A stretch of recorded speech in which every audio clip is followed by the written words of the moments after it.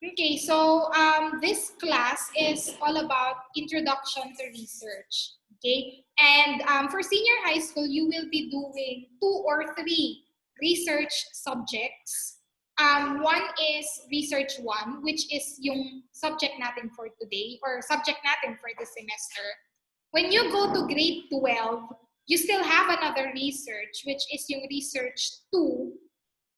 Tapos, on grade 12 din, meron kayo yung another research subject, which is yung III, Inquiries, Investigations, and Immersion. So, it is another form of research.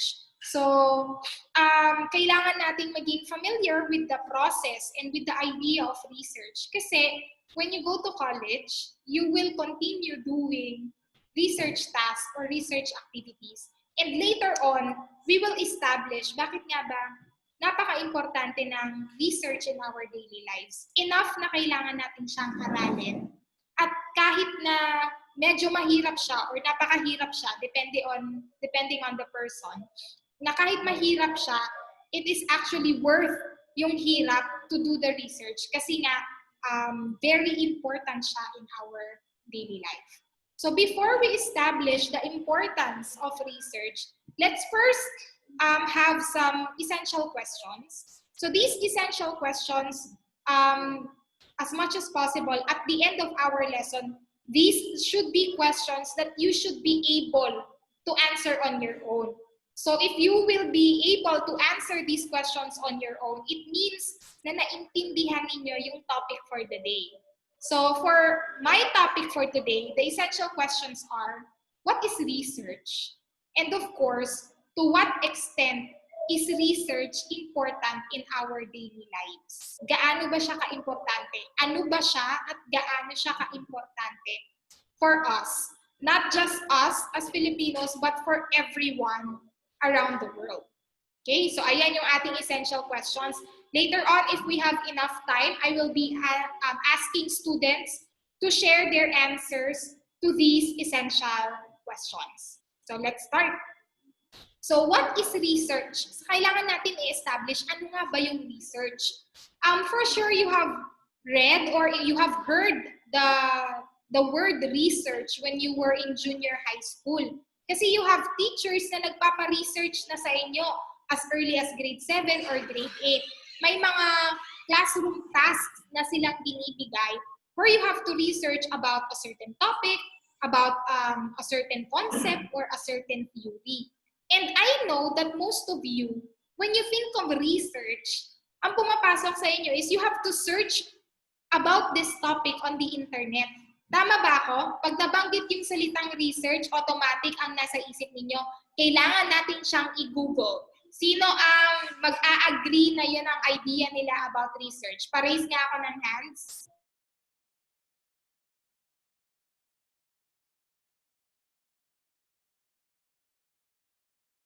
Aba, walang nagre-raise ng hands. So, ibig sabihin, you don't agree. And when your teachers give you research task, hindi yun ang ginagawa ninyo.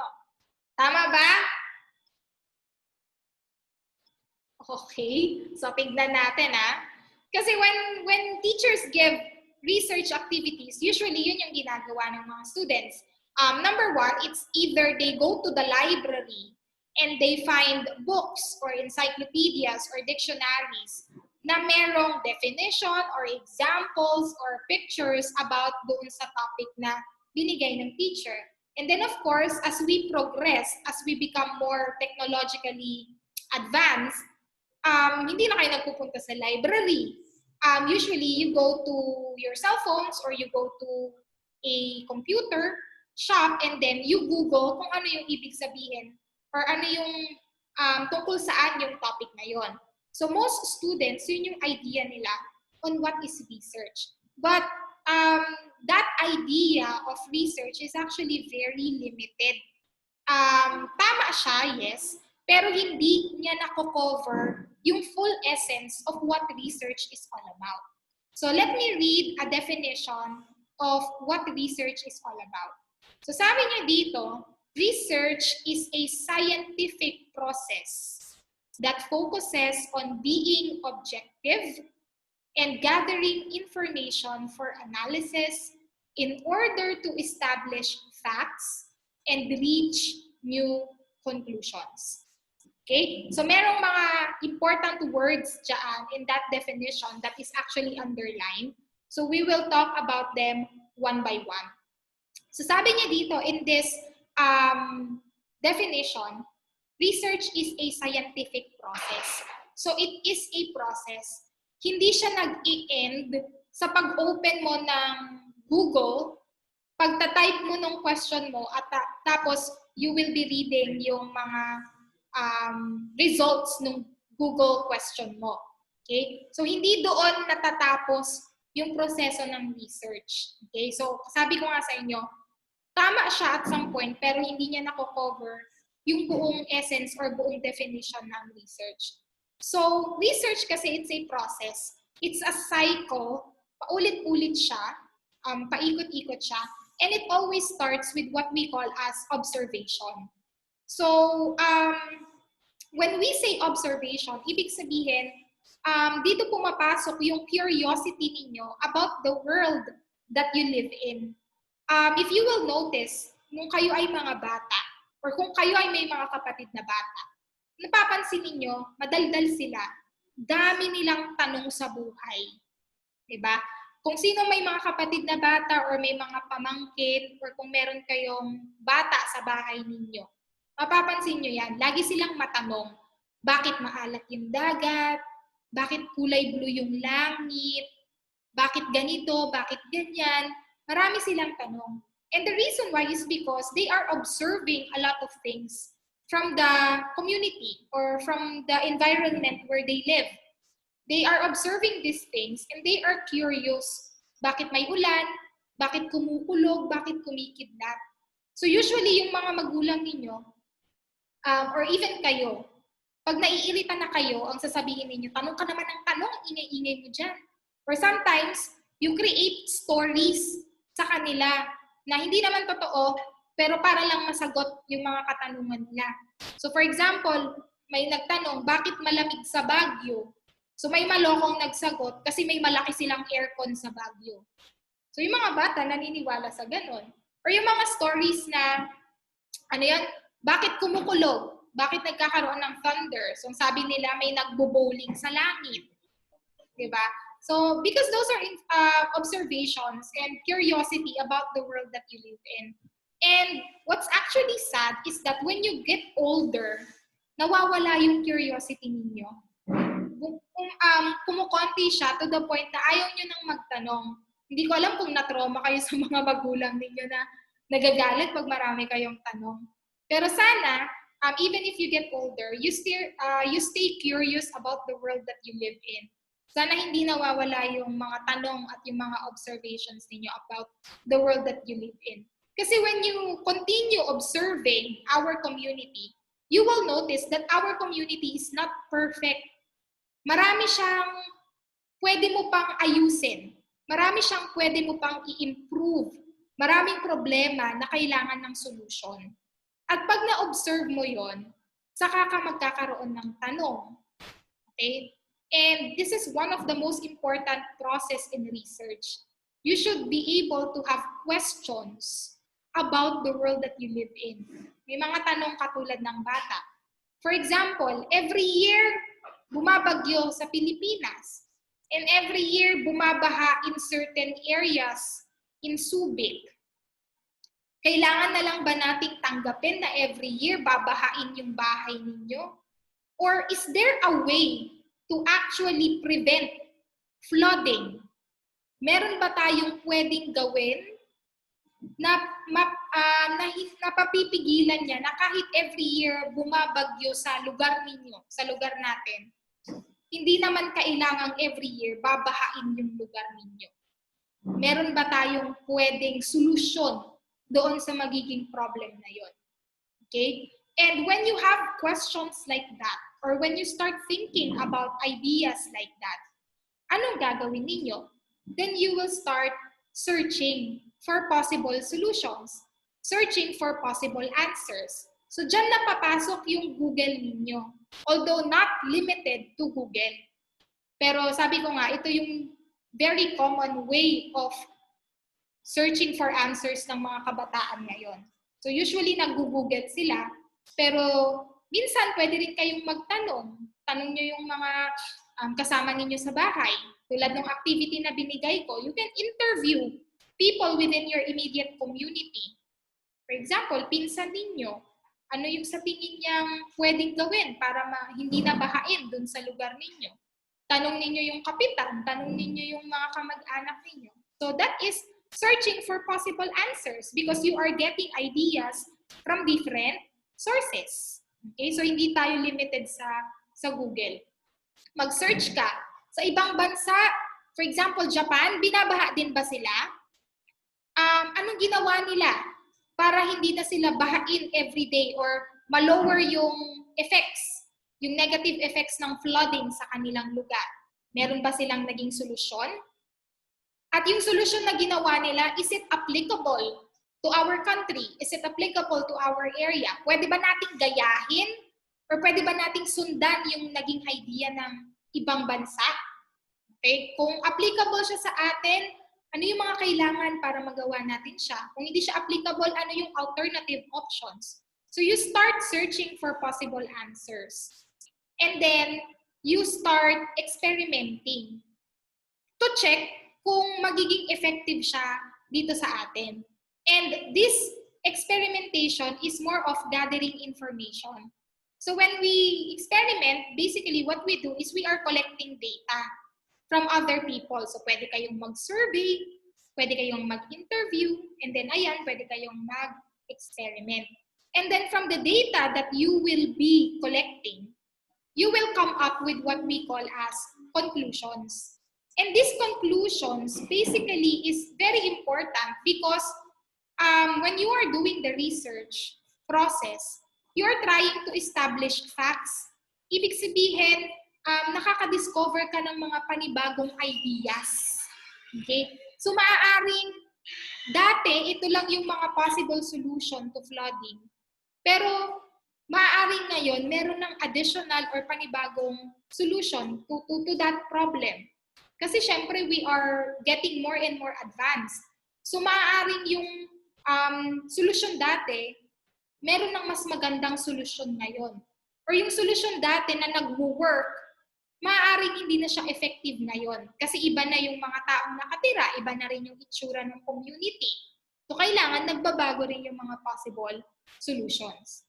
Okay? And when you establish facts and when you reach new conclusions, it means that you are adding ideas. So you are contributing to the increasing knowledge. Nakakapagbigay ka ng panibagong ideas to other people. And you do that by sharing your results. So kapag ikaw ay nag-conduct ng research, importante rin na isi-share mo sa ibang tao ano nga ba yung naging result ng research mo. Para sila, alam din nila na, okay, may tao nang gumawa nito at nalaman niyang it doesn't work, so hindi ko na kailangang ulitin pa yung research na yon. At kapag meron kang na-discover na something new, isi-share mo rin sa ibang tao. So, for example, yung pinagawa kong activity, I'm not sure if you have already started. Some students started the other yesterday. If you have read or kung medyo updated kayo sa balita, because of the pandemic, a lot of countries created their group of scientists who will create vaccines, possible vaccines doon sa COVID virus. Okay? And as of right now, we have, I think, 5 or 6 countries na meron na silang na-create na vaccine. So, for example, AstraZeneca is from Oxford in London. Pfizer, BioNTech, and Moderna are US companies. So, meron silang dalawang vaccines available in the US. In China, they have Sinovac and Sinopharm. Meron pang coming from Russia, pero nakalimutan ko yung pangalan niya. Tapos meron pa silang isang ginamit in India. Okay? So, itong mga vaccines na to, they are created because these groups of scientists, they conducted the research process. At yung kanilang problem that they're trying to solve is how can we come up with a solution for the virus, COVID-19 virus. Kasi hindi pwedeng forever tayong naka-lockdown, hindi tayo forever naka-quarantine. So we need to find a solution to that. So napakabilis ng mga countries na to, napakabilis ng mga scientists nito in coming up with a possible solution. And if you are very updated sa mga balita, they actually share the results of their experiments. Kaya familiar tayo dun sa percentage of efficacy or efficiency nitong mga vaccines na to, para yung mga countries, pwede silang mag-come up with a decision kung anong vaccine yung i-avail nila para sa kanilang mga constituents. So isa yan sa mga nagiging debate ngayon sa balita. Bakit daw ang Philippines ang kinuha is yung Sinovac, mas mura yung Pfizer-BioNTech, tas mas mataas yung kanilang efficiency percentage, di ba? So kasi these scientists are sharing these results. So alam natin that Pfizer-BioNTech has 95% efficiency compared to Sinovac na nasa 75% lang. So ang kine-question na nila ngayon is bakit tayo bibili ng isang vaccine na mas mahal pero mas less efficient siya? Hindi ba mas practical on our part na mamili tayo ng mas mura pero mas effective? Diba? Parang right med lang yan, may mga generic na available. Bakit ka nga naman bibili ng mahal na gamot? Pareho lang yung efficiency nila. So yun na yung nagiging debate nila. And the debate is made possible because these scientists are sharing their results. Okay? So if you notice, it's a complete process. At kapag meron pa silang na-determine na problems doon sa nagawa nilang vaccine, uulit-ulit sila ng panibagong process. Ano yung mga mga limitations ng vaccines na to? Paano natin aalisin yung limitations na yon? And then they will search possible answers. They will conduct research again, experimentations, and collect data. And then they will come up with a new and improved vaccine. Okay? So it's a process, paulit-ulit siya. And while doing the process, you are coming up with solutions or new ideas about a problem. So nasolusyonan yung problem natin ngayon. In the future, kung nag-evolve itong COVID virus na to at hindi na magiging effective yung vaccine, then they have to do the research process again to come up with a better vaccine na mas makakapag-protect sa mga tao against the virus. So all in all, the purpose of conducting research is, number one, to create solutions. So sabi ko nga sa inyo, the community that we live in is not perfect. May mga problemang kailangan solusyonan. And these solutions, hindi pwedeng sabihin mo, ito mag-work itong solution na to dito. You have to test kung talagang effective siya doon sa problem na yon, or baka meron pang mas magandang solution doon sa problem na yon.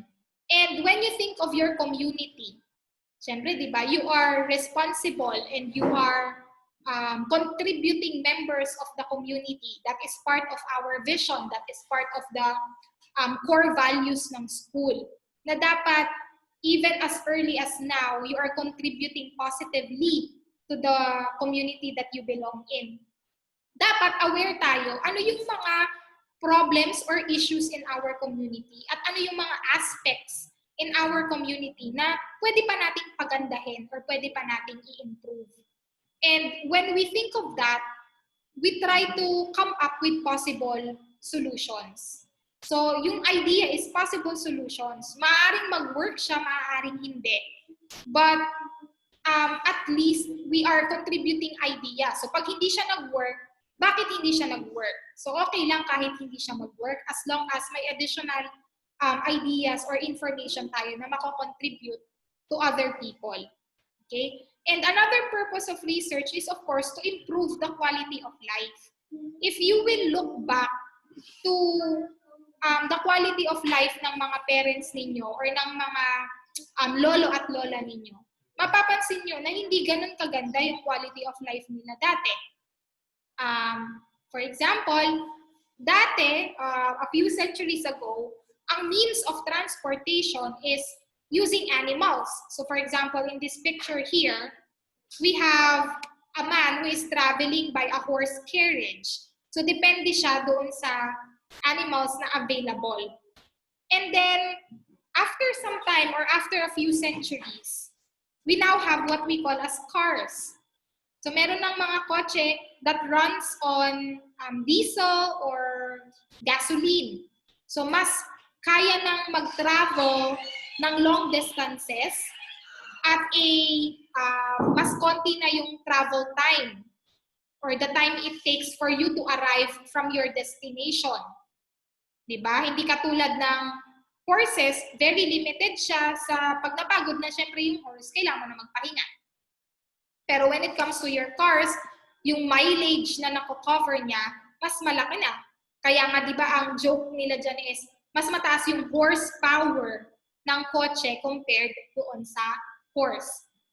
And then right now, although this is already invented a few years ago, a decade ago, right now, hindi na tayo satisfied when it comes to these cars. So meron na tayong mga pioneering companies such as Tesla, who are creating cars that will provide you with the same features pero is more environmentally friendly.